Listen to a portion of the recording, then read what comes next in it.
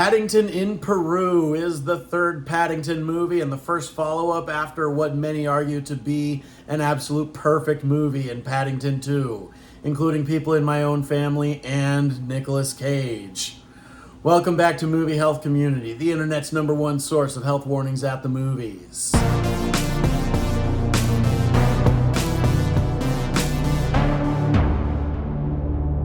So Paddington in Peru is the first Paddington movie not directed by Paul King, who was busy making the Timothée Chalamet Willy Wonka movie instead of doing this one.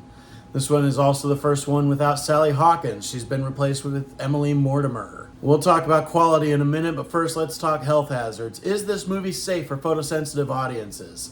The answer is that most of it is, but there are some hazards in there. There are a few scenes of lightning during stormy scenes. We get a few strobes of lightning whenever there are stormy scenes. And in both instances I noticed of this, the rain starts long before the lightning starts. So you do have that as a bit of room for warning.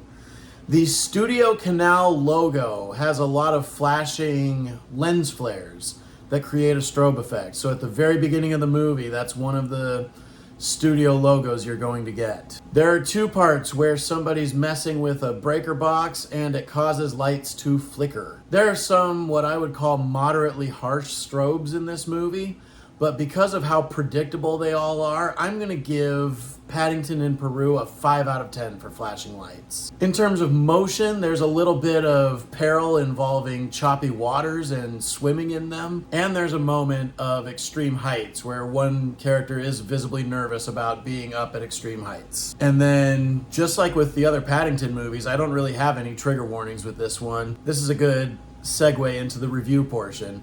This movie is just as wholesome as the first two.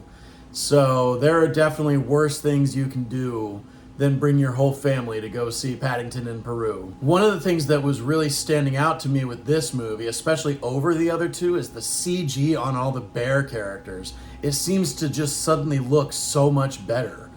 And the CG that they do for the fur on these creatures, both wet and dry, just looks really, really good.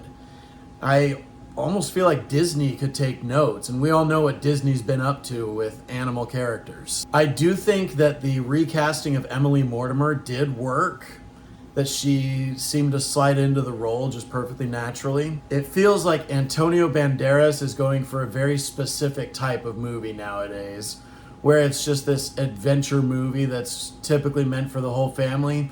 We had him as a villain in Uncharted. We had him as an ally in Indiana Jones and the Dial of Destiny.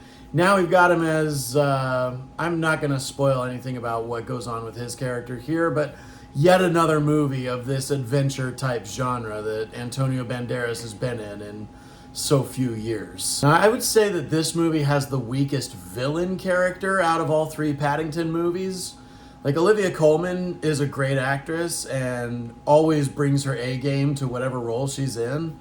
Just feels like they didn't give her very much to do, especially when compared to Nicole Kidman and Hugh Grant in the previous movies. And then there's something really special about the charm that Paul King can bring to a movie that just didn't quite feel like it was here for this one. Like, I'm not going to tell you that this was a bad movie. It was quite a good movie. And if you compared it to other family movies or other movies that are typically made of the family genres, it would be above 90% of what's out there. But it's just those first two Paddington movies are something truly special.